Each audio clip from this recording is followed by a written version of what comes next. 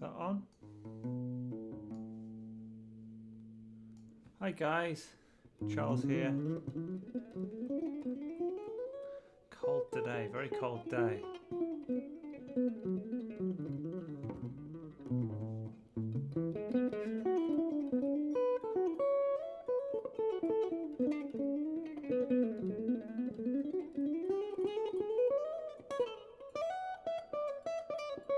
Can you guys hear, can you hear my voice? And can you hear the guitar? And can you see me, hopefully?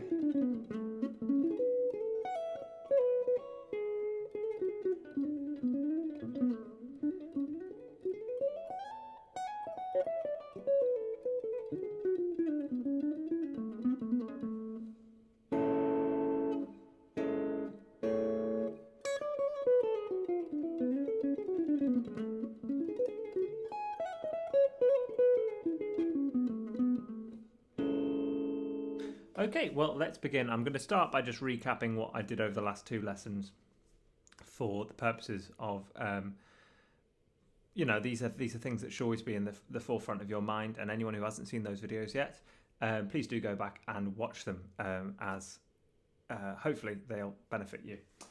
So just a quick recap of what we've talked about. In lesson 1, we talked about how to practice.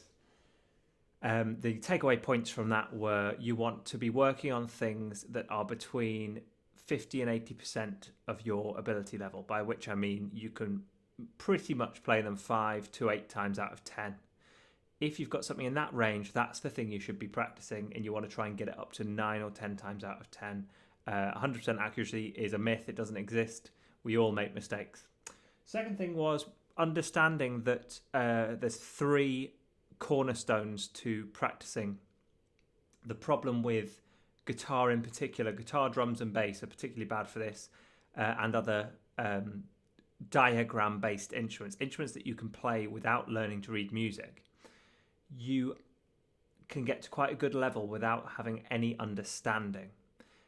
Now I phrased that badly. Of course there's some foundational level understanding, but there's a lot of stuff missing which is kind of obvious to people who have learned by reading music. So we need to make sure that the 3 things we're working on when we practice, we need to make sure we're doing some understanding. We try and get a theory down. It doesn't have to be a particularly heavy concept, but we try and get some theory down. We then locate it on our instrument and find where those notes live, think about the technique we're going to use to execute them, and then we execute them. And we have 3 categories of mistake we can make. It's always 3s. Good mistakes, which is when you muck up but you know what you did wrong. A bad mistake, which is something you keep doing and you're not really sure what, in which case you have to go back to the understanding stage. You need to go back to the theory, go back to the locating stage, understand where that lives on your instrument, and then have another go. And the third category of mistake is silly mistakes, which is ones where someone of your ability level shouldn't really be doing that. It's probably that you're not really concentrating or you're tired. If that keeps happening, you need to have a break and go and have a nice cup of coffee. We then talked about the apprenticeship system. Now, I said I couldn't remember who it was. I found that video again. It was Mulgrew Miller, who's sort of a jazz great. He was talking about how people in the olden days, you would join a band and you would be the worst person in the band. And you would work on your chord playing as a guitarist, for example. And you would really get a great understanding of what chords do, how to do chord substitutions, how to work with the drummer and the bassist on simple, relatively technically easy challenges, but try and play them really well to support the soloist, who, of course, in jazz could be any instrument. So the problem if we go straight to trying to be the headline act is we're trying to do an elite level skill with beginner understanding. Okay, we need to know where these structures live on our instrument and how they really work, not just theoretically but emotionally and musically. We need to really understand these. This is why the great soloists and the guys who can stand at the front and shred all night, why people still want to listen to them is because there's a lot going on underneath the surface. They're playing on a far deeper level than most of us do. And that led me to you want to be working most of your time, the 80-20 principle. You want to be spending most of your time, 80% of your time, on your high yield skills. So as a musician, your high yield skills are rhythm work, harmony work, so your chord playing, counter melody. You want to know how to create interesting but not distracting lines underneath the lead performer, whether it's a singer or a soloist. And I gave the example that you want to think like a piano player. A piano player doesn't tend to, a good piano player, just find one chord voicing and go, but guitarists are more than happy to go.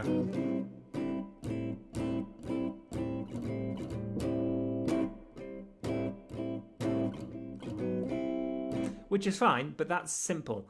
Now, sometimes simple is what we need, but we need to make sure that we can be a bit more sophisticated than that as well and create nice movements and voice leading, which is what we're going to talk about today. In yesterday's video, I tried to give you a new way of thinking about playing fast, and I gave the example of a bodybuilder. Now, we do need to remember as a musician, it's an intellectual endeavour. We need to understand what we're doing, back to how to practice. But it's also an athletic endeavour because we need to actually have the technical facility in order to carry out what we hear in our head. So if a great player, if we could do a brain swapping experiment and we put a great player's brain in a beginner's body, they would probably play pretty well. However, there would obviously be technical limitations. The point of that example is to say, your brain is the most important thing. And a beginner player can play incredibly beautiful stuff because simple isn't bad, But as the player wants to do some more sophisticated stuff, they're going to find there's a technical limitation there. So it has to be, we do have to work on our technique. Now, to play fast, you've got to remember that speed is equal to control. And control is your timing and your tone. How comfortable you feel playing those things. So, theoretically, when you're shredding all day long, each one of those notes should be just as easy and comfortable to play as a... Now, that's what we're working towards. Of course, in practice, that's likely impossible, but that's the philosophy we're going for. So the three ways you want to measure your improvement, like a bodybuilder would, they wouldn't just measure how much weight they're lifting. They're keeping track of lots of other things as well. Well, the classic is use your metronome, but start slow and only speed up when you feel 100% in control. You need to be playing a lot slower than you currently are with a metronome, very likely, because just because you're just getting through the notes doesn't mean you played it effectively. You need to play so that every note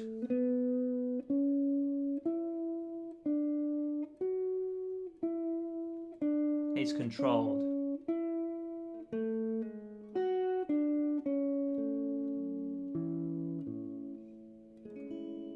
Okay, whatever you're playing, every note should be really controlled, effortless, relaxed. The second thing you want to be measuring is both of these are at full speed. You want to play chunks of notes, and there's two ways of doing this, and you want to do both. The first way is you're going to say, well, this is a 20-note phrase. It's ridiculous for me to try and play all 20 notes at full speed if I can't even do the first two notes at full speed yet. So you make sure you can do the first two notes full speed, or as close to it as you can possibly get if that's not doable. Of course, if it's not doable, really, it doesn't fit the 50 to 80% rule, so maybe there's something slightly easier you could work on. But let's say you can play the first two notes full speed and in control, and they sound great. Well, then you try adding one more note, and you're adding. It's like a bodybuilder adding reps here. Okay, rather than getting heavier weight, they see if they can lift it one more time. Okay, and that would still count as improvement. So, can we play two notes really well controlled? Yes. Three notes? Yes. Four notes? No. Okay, so then we know that we need to work on three notes until the fourth note is playable, until we can add that on. So there you're keeping track of how many notes you play. And finally, you're going to play the whole phrase, but you're going to split it into chunks of notes, starting with just 2 notes at a time. And you're going to play the first 2 notes perfectly, as beautifully and in control as you possibly can. Then you're going to stop and you're going to reset. You're going to take a 10-second break, think about what you're going to have for your dinner. It's really important your brain actually clears thoughts of the lick. You try and actually forget about what you were doing. Think about anything else. Get your brain to be distracted by something else for a few seconds. Then just play the next 2 notes. Same again. Reset your brain, stroke your cat, whatever you want to do. Then come back to the exercise. Next 2 notes. And you keep doing that and you keep resetting your brain. What you're doing, what you're measuring with this one is obviously you need to make sure each of those notes you play brilliantly. If you can't play all the notes yet, then just work on the chunks that you can. Okay, let's say you've only mastered the first 8 notes. Well, for the time being, just do this with the first 8 notes. And you're going to reduce the amount of time you are paused for. So it might be an idea. I did say yesterday it doesn't have to be seconds, but seconds are easy enough to count. So it might be a good idea to have a little stopwatch in front of you. So your lick, you're now practicing it in 3 different ways. One is giving you a BPM score. One is giving you how many notes you can play in a row score. And the other one's giving you how many seconds pause you need between each group of notes. Now, you might want to increase the groups. You might want to try playing 3 or 4 notes, depending on the time signature. And that was pretty much where we left it off there. So there's a quick, that's a 10-minute recap for you of everything we've talked about so far. Please do go back and check those, because I justify the reason for those in quite a lot of detail, I hope. Let's talk today about harmony. So 3 things I want to talk about today. I want to talk about voice leading, and I want to talk about how to do that with tonal harmony. And then on an unrelated note, I want to talk a little bit about modal colours, because people, especially guitarists, we seem to love modes for some reason. I would remind you at this stage that Barry Harris, who recently did a thank you speech to some jazz committee, I'm not quite sure who it was, he joked that he still doesn't know what a mode is. So he's, I think, 96 or something now, and he's still not sure what a mode is. So modes in themselves are not hugely important. But this idea, I think you'll enjoy this. It's really just creating nice voicings. So I was asked on, I don't think I can, I'll just see if I can very quickly find out who did ask me, because I'd like to give you, to name you, I think it was James. Was it James? Yes, James McKay. James asked about my voice leading videos. So if you haven't seen them, I did a voice leading course. I think it was 2 or 3 videos I did. And people have been asking for an update to that. But they've also been a little bit confused by finding that it doesn't always fit on the instrument, or struggling to apply it to the instrument. What I should have made clearer in those videos, is they were really a theory video. I know I did demonstrate a few examples on the piano, but really it was the concept, and it was for people who are studying theory. If you've gone through those videos and you understand the theory, then you're going to be very well placed to apply it to the instrument. So the way to do it on the instrument is, before we get to voice leading, I want to show you how chords are built on the guitar, which may sound overly simple, but well, hopefully this will be overly simple for you. But if it's not overly simple, then hopefully this can help you. We use 2 really important voicings. I'll draw chord shapes, I should say. Let's just talk chord shapes for a second as guitarists. One of them is our standard.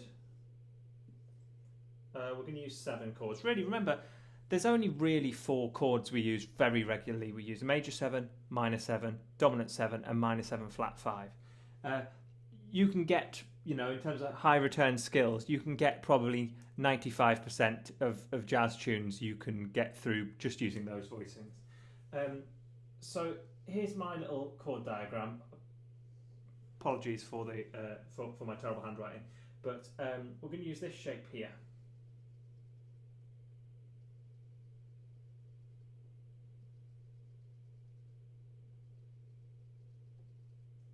Okay, that's a major 7. Major 7 there. Okay, so if you are following along, then please, by all means, try playing that. But I'm going to do this on the 5th fret. Okay, really important voicing. Now, what we need to be aware of is the octave. Okay, now what I mean by that is what an octave looks like on the guitar. If we take that shape and we move, I'm going to use some colours here. This note here, I'm going to rub that one out for a second. I'm going to colour it orange. Good, hopefully you can still see that.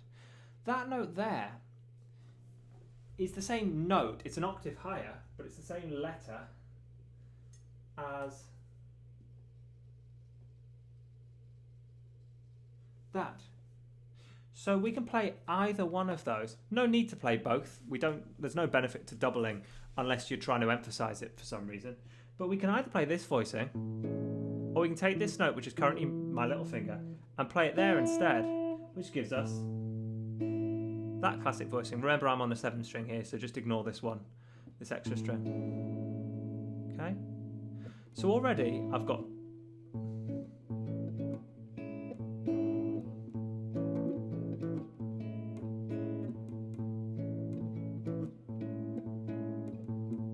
I've already got some movement there, a little bit of interest. Now, what I can also do with this same chord voicing is be aware that this is an E string and this is an E string. So, again, if I change the colour,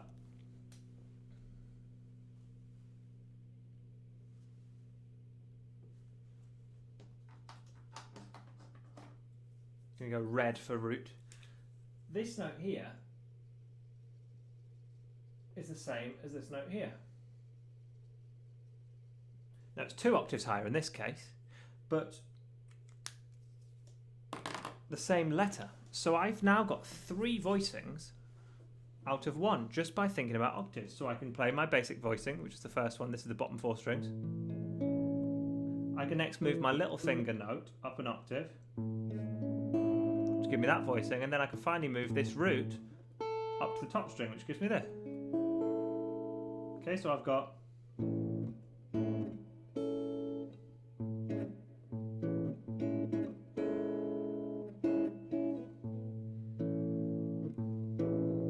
giving it a major 7. Okay, hopefully that makes sense. But you notice all of these variations, I've got these 2 black notes and then any orange and any red.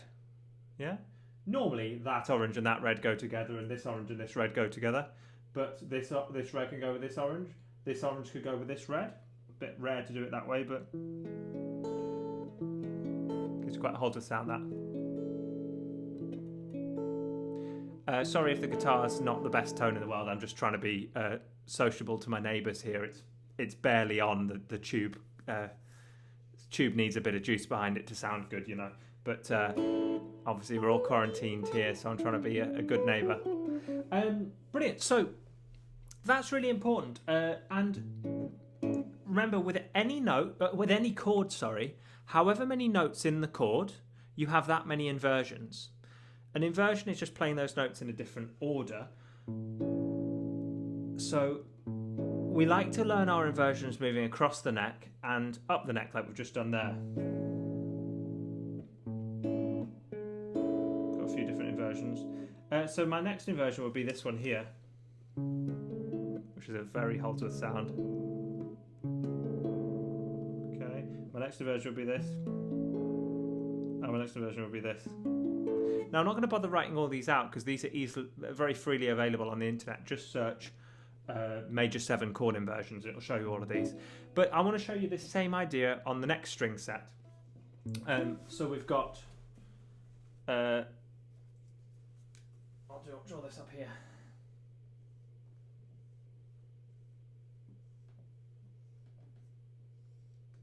So here's another major 7 chord. But this time we're not using the string nearest our face, so that's got a cross on it. So I'll stick to the same colour scheme, so I'll use red for my root.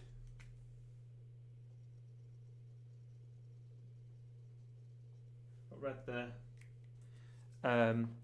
And then I've got my orange note here for my 5th. And then the others can't move, so I'll just keep those black now. There we go. There we go. And this last one would be orange as well.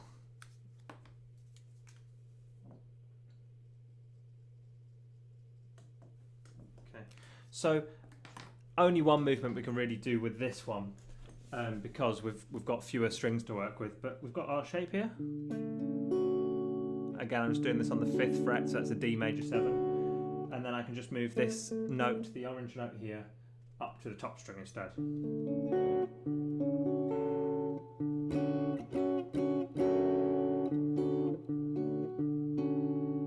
Okay, and then same with this chord, I'd go through all of its inversions.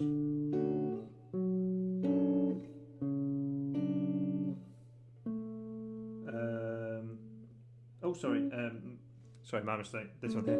There we go. Do that again with a bit. There we go, bit of fluency. Brilliant. So those are our 2 basic voicings for major 7. Now for each of those, you want to know your minor 7 version, you want to know your minor 7 flat 5 version, and you want to know your dominant 7 version. Okay, those are your high yield chords. You will see those in every jazz tune. You will see those chords. If you are a pop player, you will occasionally see, definitely at Christmas, you'll see minor 7 flat 5s because they're in pretty much every Christmas song. But the other 3 you will see a lot. Okay, minor 7 flat 5, less common. Then once you've got those down, you need to know your diminished and occasionally an augmented, but really an augmented's a bit of a what do you call it? An archaic chord, really. It's a bit dated sounding. Okay, but you get those in the blues a lot. You get augmented chords. So anyway, let's get on to our voice leading. So voice leading is, on the guitar, really the best way to do it is I start with 2-5-1s. So if I start on this minor chord here, on the 7th fret of the A string, so I'm on an E minor 7. Just from there, I would try your best with voice leading to keep at least one note in common. So I can see that I've got 7 chord here, which keeps the top and bottom note the same. So I've got E minor 7 there, A7, which is starting on the A string, fret 7, fret 7, fret 6, fret 8, and then to my D major 7, I can keep 2 notes in common and go there. So on the guitar, it's really just about what's the smallest journey. And then I would start on an inversion of this chord, so I'd go here.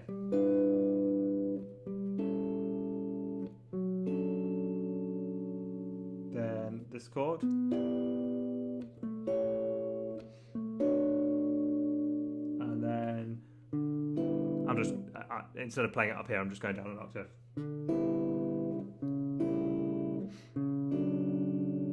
Okay, so I'm working through the inversions. I'd do the same on the low string. On the low string set, let's maybe go for this 2nd string set where the orange note's up a string. So, got that classic B minor 7 shape. I'm changing key now, we'll go to B minor.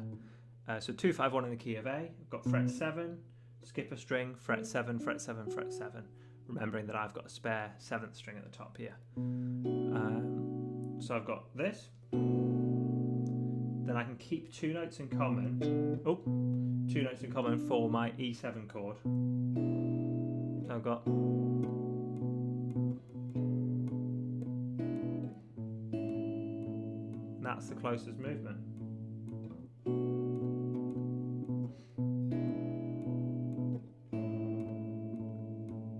So I'm just asking myself, what have I got in common? A 2-5-1. I never thought about it this way before, but every single chord's got 2 notes in common with the next one. So there you go. You'll find you always spot new things like that every time you come back to something. So then I go up to my first inversion of that B minor, which is here. It looks kind of like a D6.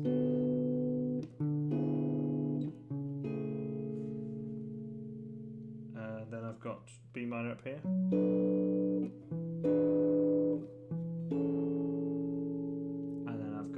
B minor. Instead of going all the way up here again, I'll just go down the octave.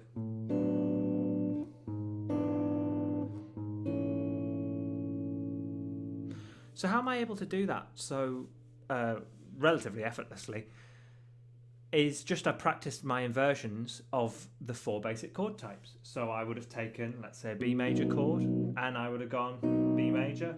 What's the next inversion? Well, I've got B at the bottom, so there's D sharp. So how do I build all those 4 notes here? Well, it's here. Okay, never changes, it's always there.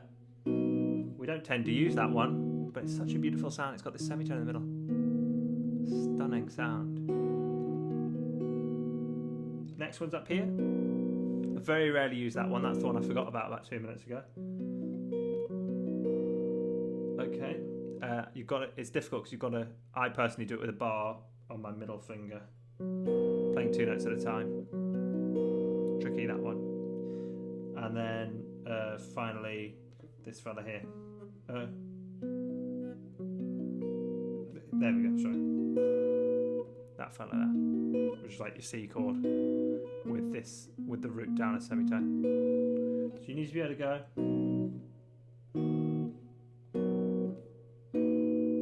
We're about where we started, and you've got to be able to do that on all the string sets. So let's say you started on F sharp here. So I'm using this shape, da da da da, on the 2nd fret. So I've got. So what's this one I'm forgetting today? What's going on here? There you go. That one. Sorry. That proves. I'm obviously it's annoying when I forget chords when I'm trying to demonstrate something, but it's proving to me that I don't quite know that 3rd inversion. It's always the 3rd inversion that's tripping me up, as well as I should do. So I now know that that's a little bit ropey. I need to practice that, and then finally. Okay, so. There we go. Now, of course, they need to be completely effortless, which I'm certainly not displaying effortlessness here today. But these are becoming part of my warm-up, and I'm gonna, make sure that I can find them all over the neck. And then all you do is when you need to move through a progression, let's do another 2-5-1. Let's do it in B flat. So we need C minor, F7, B flat major. C minor 7's here, all the 8's on the bottom 4 strings. F7's here, and B flat major 7's there. So how do you practice these other than just sitting there like I'm doing and just going through the inversions? Well, first of all, you need to understand what you're trying to do, and you need to find where it lives on the guitar. So that does happen either away from the guitar or in a sort of experimental fashion on the guitar, sketching things out. You're not trying to actually play yet, and you're not criticizing that. You're just working out. You're trying to get your brain to understand what you're doing. Then, from that point, choose a really simple song, like a song by like a pop song or something by the Killers, or not harmonically complex, but something you enjoy. I chose the Killers because I love the Killers' first album. I was revisiting that yesterday, but something where it's just got easy chords and you're not mentally challenged by the progression. Don't go straight into giant steps trying to do this. That's just ludicrous. That's what I used to try and do. I'm unfortunately speaking from experience there, wasting my time doing that sort of thing. So choose a really simple song with this really simple progression and pick an inversion, any that you like. Let's say the song starts on a B major 7. So let's say you start on that one. Then let's say it goes to an F sharp 7, which is a very common chord to go to from B. Well, you look at where you are and you either do it on a piece of paper or look at the instrument and you think, where's the closest F sharp 7 chord there? What's the notes of an F sharp 7? And you need to spend time thinking the theory through. Okay? Again, if you're asking, do I need to learn theory? Then the fact you ask that question means you do. If you don't need to learn theory, you will never question whether you need to or not. Okay? If it ever crosses your mind, should I learn theory? Then yes, you should. Okay? It never crosses a genius's mind because they are too, they can see all these patterns. But I gave the example to a student the other day. Imagine some sort of Japanese craftsman, top of their game, maybe a sword maker or something. And imagine they wrote they're all, maybe the year they retired or something like that, they wrote down everything they knew about building swords, how to make swords, and all the shortcuts they'd found. You wouldn't, if you wanted to build swords and you wanted to build brilliant swords, you wouldn't say, do I need to bother reading that book? Oh, I'll just figure it out for myself. I'll just try and build swords and learn. Now, some people may do that. They may never even know that book existed.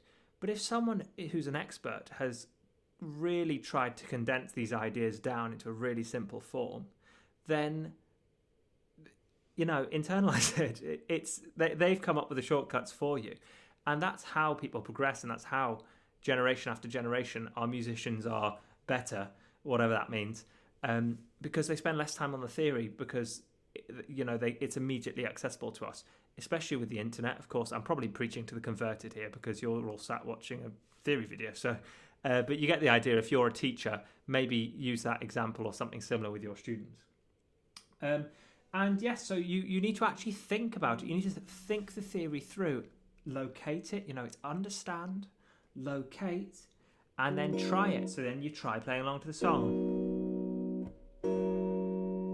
And then let's say it goes to the relative minor. Let's say it goes, what key did I say when we were in B? Let's say it goes to a G sharp minor. Sorry, I'm on another planet there. So I've got B major, I've got F sharp 7, and I'm saying, where's my closest G sharp minor? Well, there it is. Okay, so I've got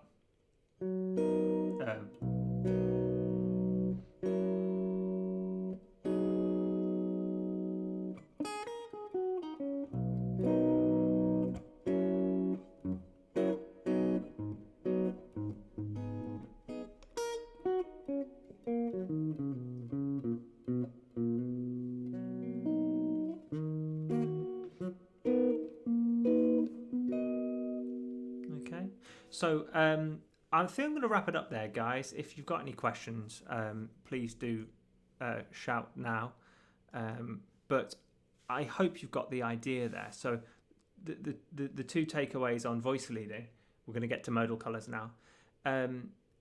Two takeaways on voice leading are: figure out where the octaves live, learn the simple chord shape, which is just those bottom 4 notes. I'm trying to cover those 2 up.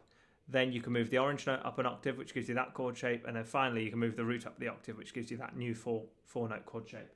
And you can do similar with the orange note in this chord, move that up. Then you're simply going, which version of the chord has the most shared tones? And the way to learn that is by practicing inverting through all the inversions of a chord. So if it's a 4-note chord, there will be 4 inversions. If it's a 3-note chord, there will be 3 inversions, so on and so forth. And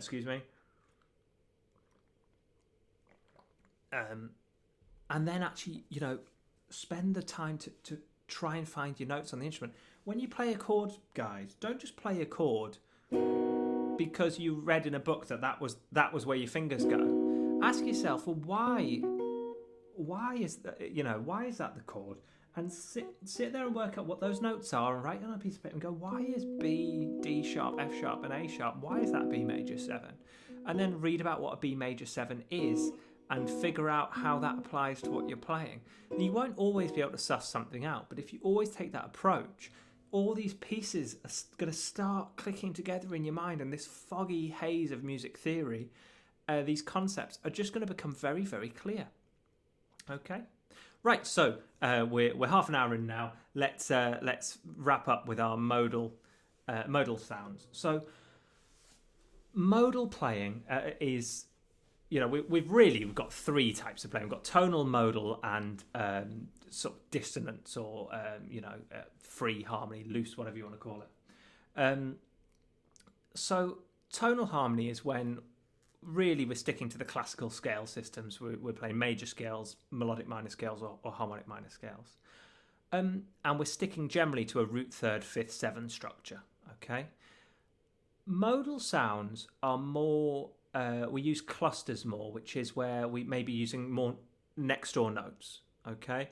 And the way I like to think of modal harmony is we rely on this. This is sort of influenced by the Tim Miller approach with Mick Goodrick, which I've talked about so many times now. You're probably sick of hearing me talking about Tim Miller, fanboying over Tim Miller.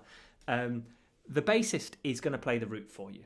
And even if the bassist isn't playing the root, the way that harmony works, the listener will be able to tell by the context. Even an uninformed listener, they've heard music their entire life. Their brain will fill in the gap for them, even if they don't know how that's quite working. So what we do is we pick the most colourful notes from that particular mode, and we use those notes to create clusters. And that cluster becomes very evocative and very flavourful of the chosen mode. Let's take an example. Let's start with Dorian. So Dorian is the second mode of the major scale. Let's do D Dorian because that's the easiest one to talk about. So it's the second mode of C major. Great news, no sharps or flats. It's all white notes. So I don't need to play D. If I've got a spare finger, I can add D underneath just to give you a little bit of context. But let's just think the theory through here. What makes a Dorian scale, the Dorian mode, sound like the Dorian mode? Well, one of the things that's really important is that it is a minor sound. So we do need to help the listener to understand we're creating a minor sound here. Major and minor are a very important part of a chord. So the minor third of D is F, okay? So I'll just pick a random F for now. I'm just going to pick this F here. Now G, the fourth note, is in every scale. A, the fifth note, is in every scale. It's a perfect fourth and a perfect fifth. They're very uncharacteristic, which is actually why we sometimes use like an open fifth. It doesn't really create an emotion. It's neither happy nor sad, and you can do all sorts with it. So the fourth and the fifth's not hugely helpful. The sixth, however, the major sixth in the Dorian mode is the only other minor scale that has that is the melodic minor. Okay, so the natural minor has a flat 6 and a flat 7. The harmonic minor has a flat 6, but the melodic minor has a major 6th. So that's an important note. So we've got, so far we've got F and we've got B. Okay. Now, we like to use semitones where possible, because a semitone gives us a kind of juicy sound. Okay, so as a general rule of thumb, where possible, use a semitone. So I've got two options here for semitones. Because I'm playing an F and a B, I can play B and C would give me a semitone, or I can play F and E. Now, most minor scales have a minor 7, and most minor scales have a major 2nd. So neither of them is hugely evocative, but the clash is going to give us a nice sound. So let's just try both. Let's say I go for B, E, and F. That's a nice sound. Can I play a D underneath that? So here's the root. Yeah. Very minor, very Dorian sound. Or this.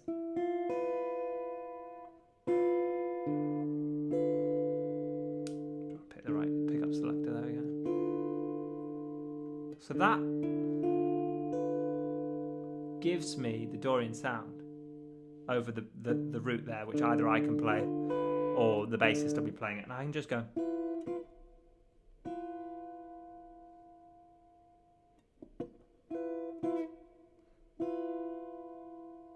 Creating a beautiful pad sound. Now I really like that one. I know I like that one. But let's try using the, what did I say was the other option? In this case it would be a C. So I could try this.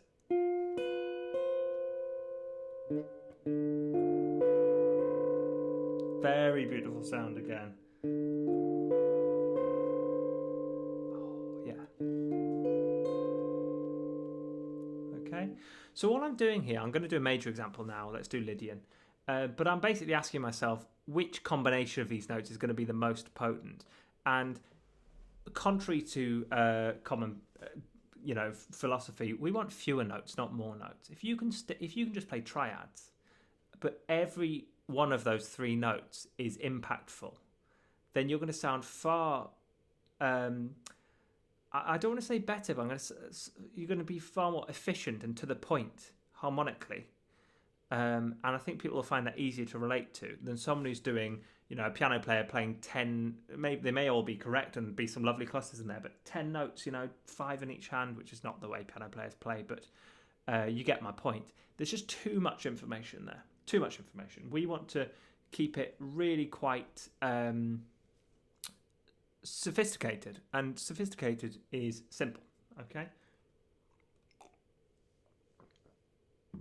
So let's do one more example of this. Let's do Lydian. So Lydian is in the key of C. That would be built on F. Okay, so again, just using the white notes of the piano. Okay, so what makes this scale important? Well, it's a major scale, so we need the A. Got some version of an A wherever I want to play it. The F, my bassist will deal with that. It's got a major 7. Now that's a unique thing because most 7s are minor 7s. We've got, like I say, your 4 most common chords, your major 7, but the other 3, minor 7, dominant 7, and minor 7 flat 5, they all have a lowered 7. So major 7 is a unique, interesting sound. So I want to have the major 3rd and the major 7. So now I know that's a major sound. And from there, the most important note in the Lydian is the raised 4. So I've got this.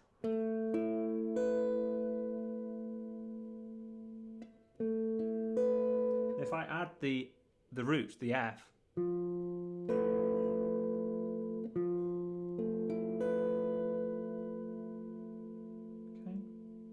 Now, let's say I wanted to add the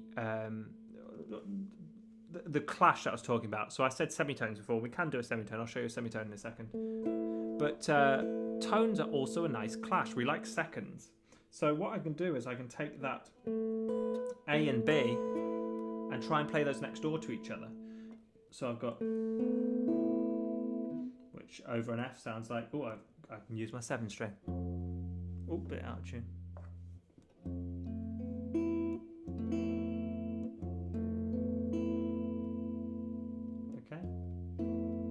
Now, because I've got major 7 here, it's a semitone away from the root. Now, we know the bassist's already playing the root, but if we can, it might be nice to hear that clash at the top. So I say if we can, because I'm not actually sure if we physically can. Yes, we can do it like that. So I've got...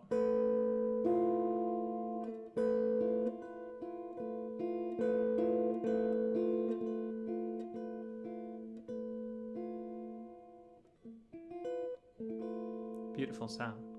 So hopefully you get the idea with that, guys. So what you want to do is when you find a lovely sound like that, is write it down. Keep track of these sounds because you don't tend to hear people doing these. So if you jot these ideas down, by all means pinch that one, and you make these part of your daily practice. These are high return skills.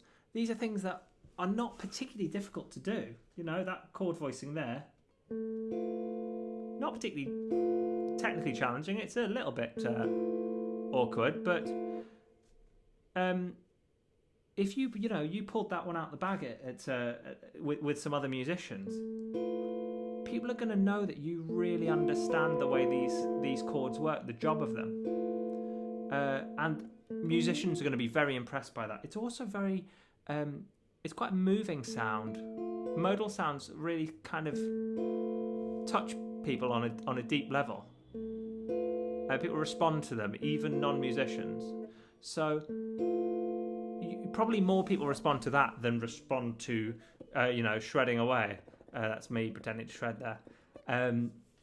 So use your time wisely and spend it on these high yield skills, it's about moving people and creating colour in your arrangements, but also In tonal harmony, which that's really more traditional stuff, is having your basic skills, your rhythm, your harmony, and your counter melody, thinking the way a piano player would, really trying to support what everyone else is doing, so that when it's your time to be the star of the show, once you've gone through your musical apprenticeships, and you are the lead player, you really know what you're doing, and you can enjoy your time in the spotlight then, which would be nice.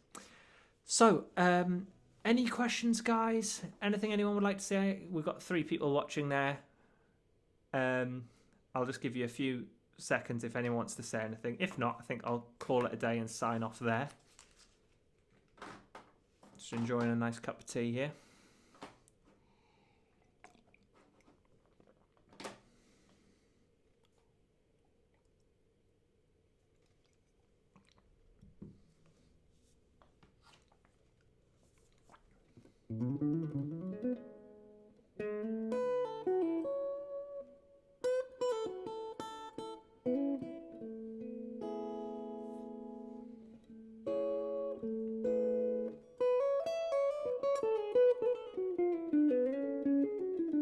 Don't be shy. If there's anything you'd like me to discuss, that's fine.